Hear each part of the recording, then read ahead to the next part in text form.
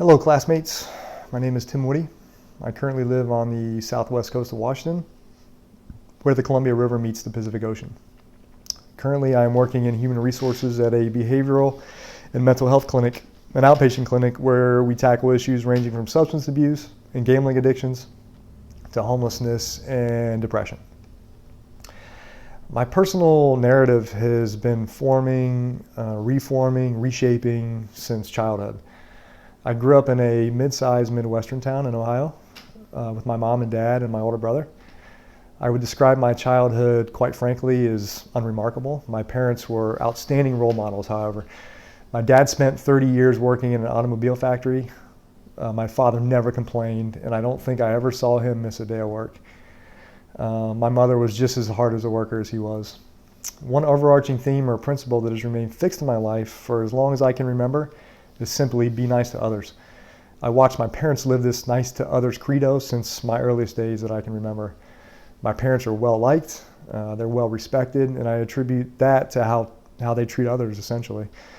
Growing up in the Midwest undoubtedly shaped my personal narrative in my formative years of moral development.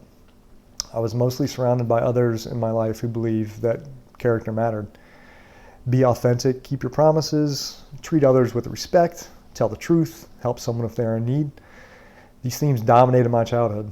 I was fortunate enough to always be surrounded by people who thought that character mattered. I spent 20 years in the United States Coast Guard. I retired as a Chief Warrant Officer in 2015. I joined the Coast Guard straight out of high school, about 2 months after I graduated high school. This was the first time that I had core values branded into my soul: honor, respect, and devotion to duty. This is the Coast Guard's motto, and for the first time in my life, my personal narrative began taking a more holistic shape.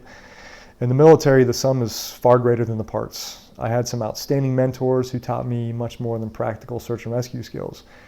They taught me that at all times, others are watching how you carry yourself, how you conduct yourself. Do your actions match your words, or are you simply an imposter? In my military career, I failed multiple times. At one point early in my career, I had a mentor who could have simply just casted me aside, deeming me unfit for military service. But he didn't. He never gave up on me.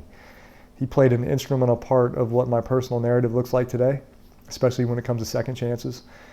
In the latter part of my military career, I had the opportunity to be a commanding officer on 2 separate occasions.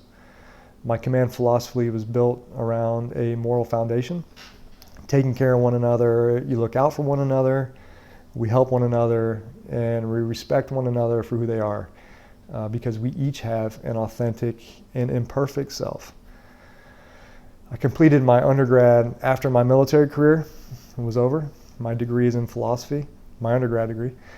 Throughout my studies, I was able to explore a multitude of thorny issues surrounding ethics and morals in the realms of social justice, religion, cultural ideologies, and competing morals, and ethical theories such as virtue ethics, natural law, and egoism, to name a few. My background in philosophy has been instrumental towards shaping and sharpening my personal narrative.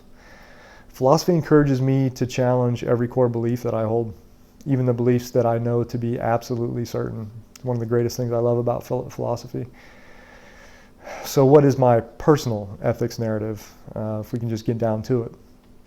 I view my personal ethics narrative as a responsibility that I have to myself and to others.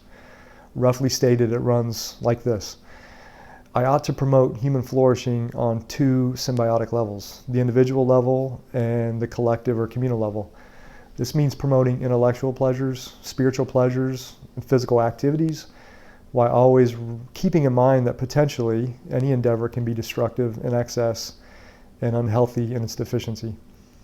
It is imperative that I remember that the, quote, good life will manifest and appear a lot or a little different from one person to the next. This is really challenging right now since I have a child nearing adulthood.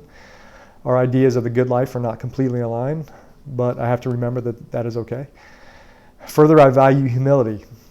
It keeps our humanly power to err, our fallibility, consistently in the limelight.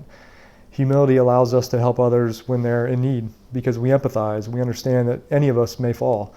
We may need help getting back up, and that's okay. Lastly, humility keeps the individual focused on purposes greater than oneself, which is the link to collective flourishing.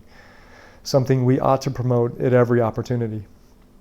I value the dialogue that we engage in collectively so that we can shape and sharpen our socially constructed meaning of the good life and what it means to flourish as humans together. So that's my personal ethics narrative. I look forward to our ethical and moral dialogue in this class. This dialogue which begins now as we lay bare our own personal narratives for all to see, humbling in itself. As we enter into the realm of hearing the personal narratives of others, an idea that comes to mind from our reading is this idea of a, quote, competing narrative, unquote. I try hard to value this idea, keeping it part and parcel to my own ethics narrative. I know each of us has our own worldview, our own perspective on what the good and the right and the just all look like at any given point in space and time. I expect that in this class and from time to time, our personal narratives will either run concurrent, diverge, converge, harmonize, or clash. This is good. I hope to use every dialogic opportunity to learn from all of you and to learn what your ideas are, how you propose we ought to pursue what's right and good and just, and why we should engage in these pursuits. Thanks for watching, and I'll see you online.